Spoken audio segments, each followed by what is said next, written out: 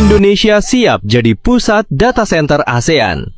Siap, negara yang dulu bebas menginjak-injak ekonomi kita, kini terpaksa menyerahkan hampir 1.000 triliun ke Indonesia. Dan di situ dia langsung melancarkan program tipu-tipunya. Gila, luar biasa ini Singapura.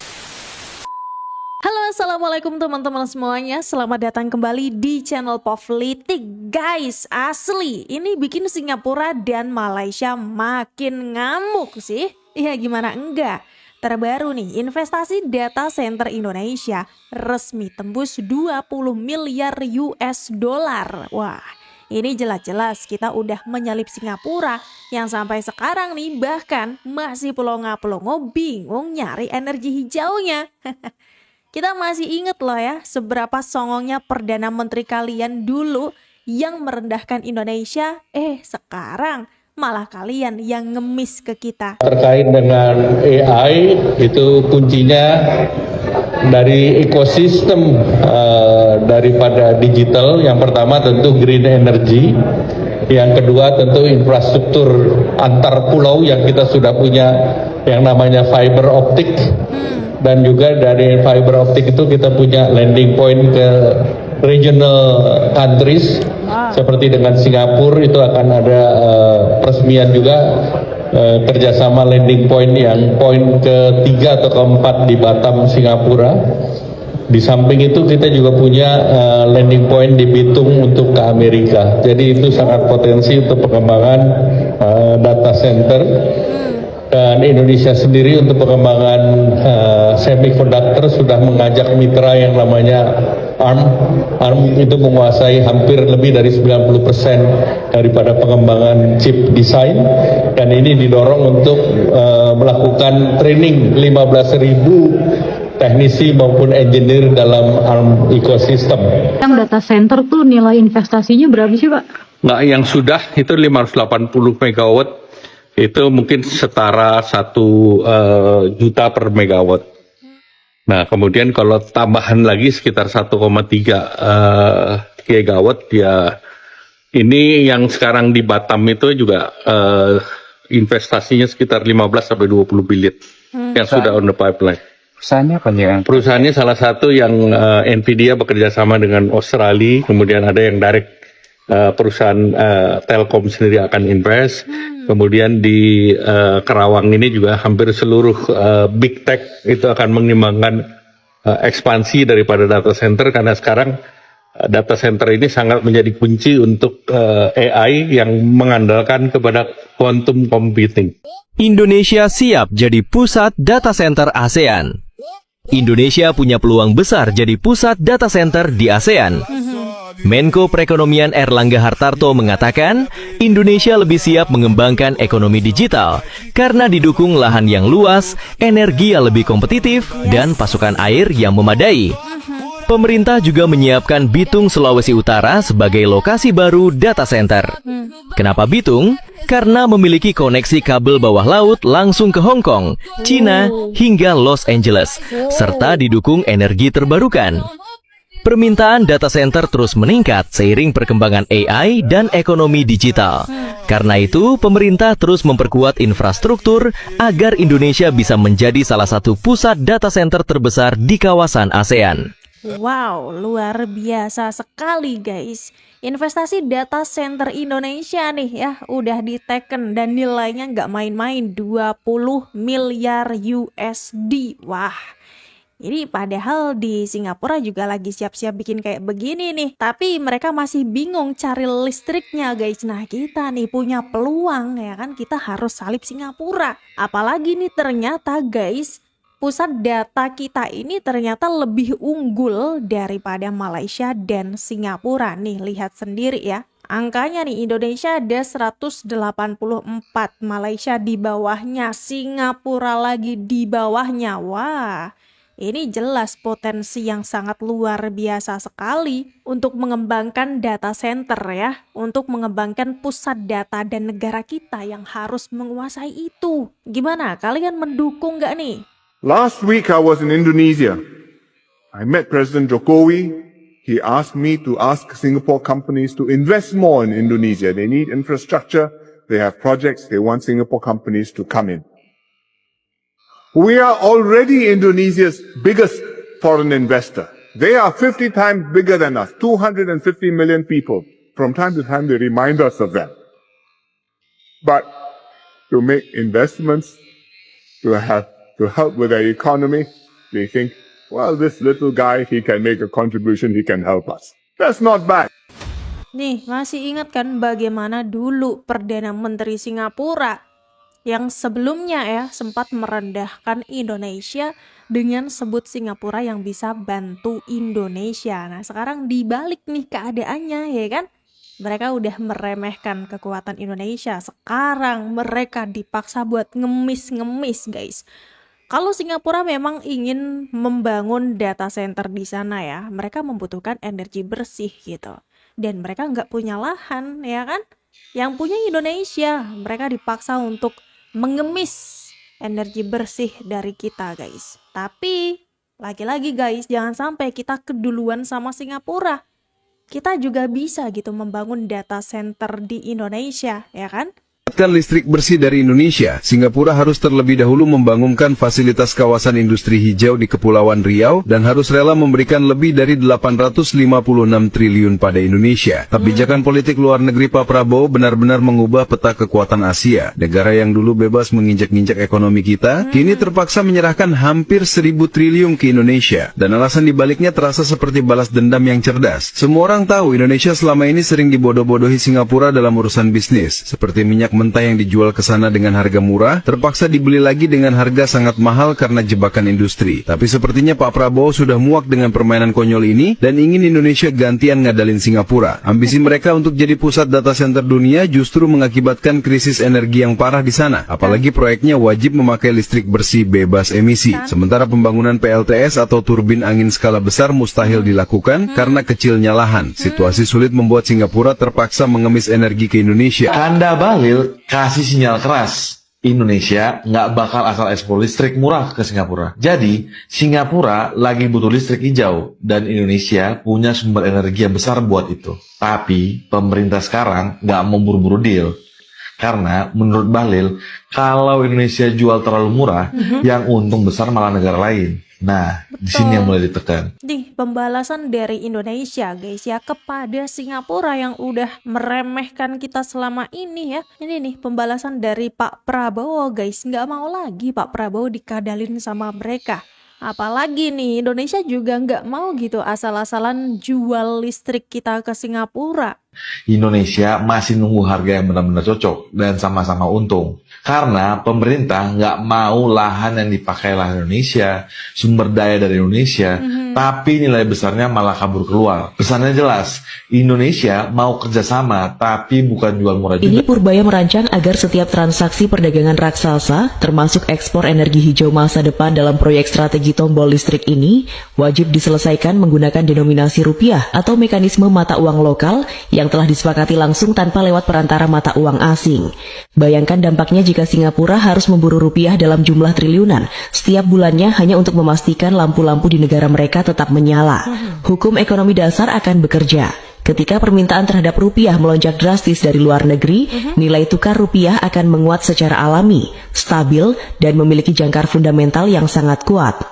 Purbaya bertindak sebagai benteng pertahanan makroekonomi yang memastikan bahwa setiap tetes energi yang keluar dari bumi Indonesia dikonversi menjadi kekuatan devisa real yang mempertebal cadangan mata uang kita, bukan justru menguap kembali ke sistem perbankan lepas pantai di Singapura.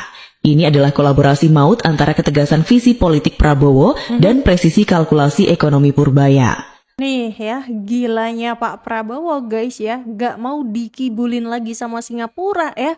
Nggak mau tuh ya harganya dibikin murah. Pokoknya harganya tuh harus win-win gitu ya. Harus sama-sama menguntungkan. Terus Singapura nih kalau mau listrik kita, mereka harus beli pakai rupiah. Gimana coba?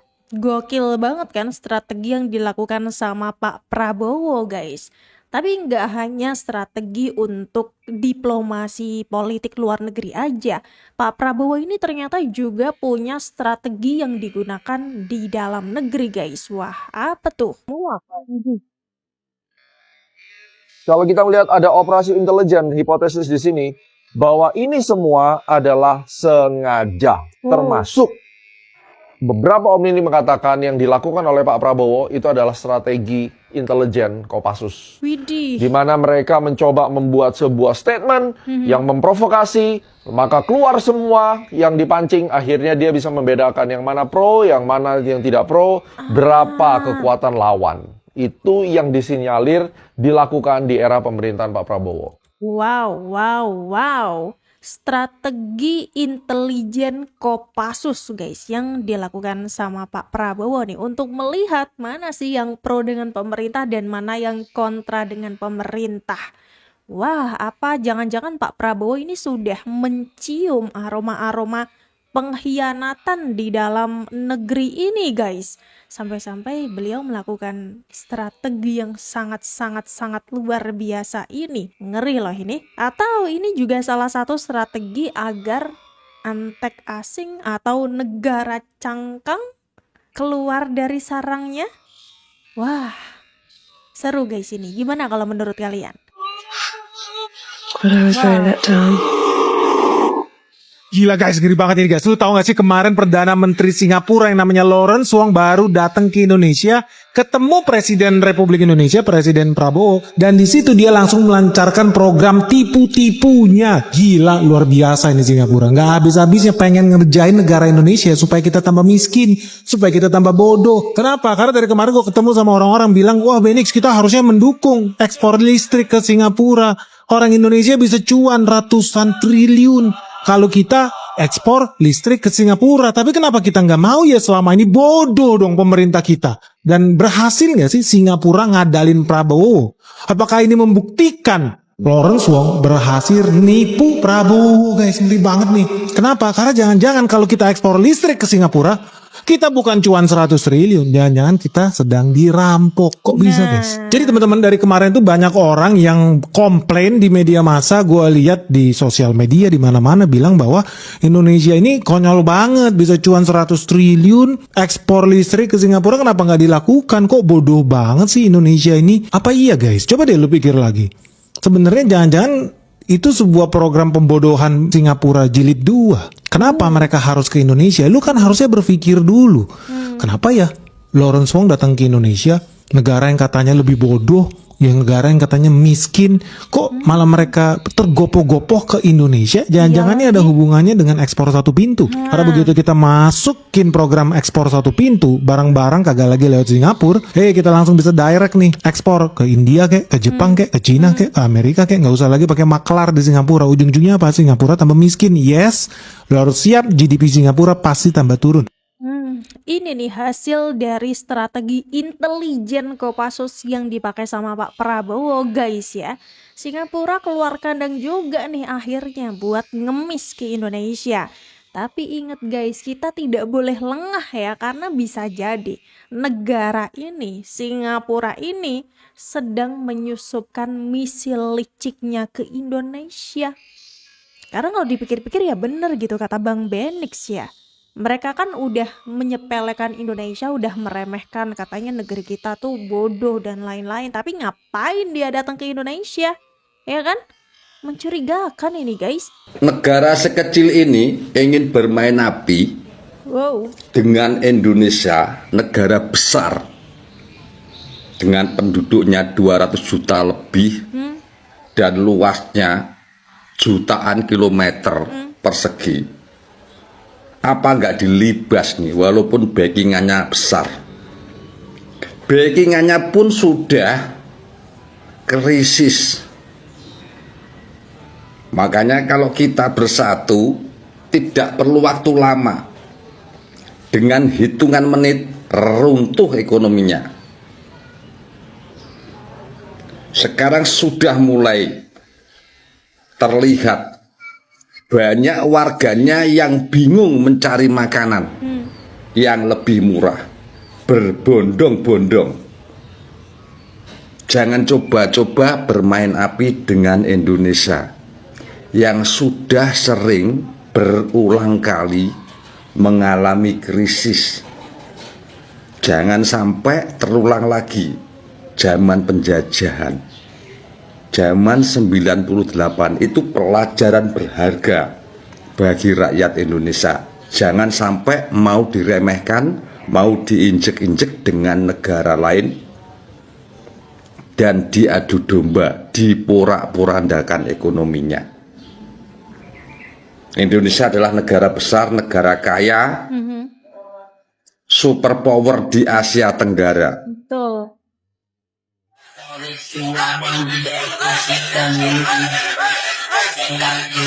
Buat temen-temen yang belum tahu ya, Singapura tahun 2024 ekspor mereka ke Amerika Serikat itu sampai 44 billion dollar. Dan ketika Donald Trump mengeluarkan tarif 19% buat Indonesia, Singapura, wah media mereka sibuk ngata-ngatain Indonesia. Gua satu-satu yang bilang, enggak, Indonesia diuntungkan, malah negara lu yang rugi, bego. Terbukti nggak omongan gua hari ini? Ternyata terbukti. Hari ini lu tahu, Singapura nggak mau keluarin data 2025. Kenapa dia nggak berani keluarin data 2025? Ternyata faktanya ekspor Singapura di tahun 2025 ke Amerika Serikat drop hampir 30%. Ngeri guys, 30% drop. Padahal mereka harusnya happy. Indonesia 19%. Singapura 10%. Ternyata Indonesia walaupun 19%, Indonesia cuan gede sesuai dengan prediksi BNIX. Kita cuan di atas 600 triliun. Tapi Singapura justru rugi ratusan triliun. Kenapa bisa ini guys? Ya teman-teman, asal lu tahu, tadi kan gue udah bilang ya, walaupun Singapura nggak mau keluarin data, kita bisa hitung. Wah, dibilangin ya, jangan coba-coba bermain api dengan Indonesia. Karena Indonesia itu negara besar, apalagi sekarang nih kita lagi berbenah dan lagi menjaga banget nih ya bagaimana kedaulatan Indonesia, bagaimana langkah Indonesia ke depan, visi misinya harus on the track. Dan Singapura nggak bisa nih mau mengacak-acak kita, mau menghalang-halangi jalan kita, nggak bisa lagi. Pak Prabowo maunya apa sih? Nggak bisa gitu sehari aja nggak keren ya? Masyarakat PRI udah pada denger belum nih? Pak Prabowo punya inovasi gila yang bakal bikin negara-negara di Asia Tenggara pada angkat topi. Widih, apa tuh? Bayangin aja, sampah yang setiap harinya cuma numpuk dan berakhir di Bantar Gebang, sekarang bakal disulap jadi sumber energi negara.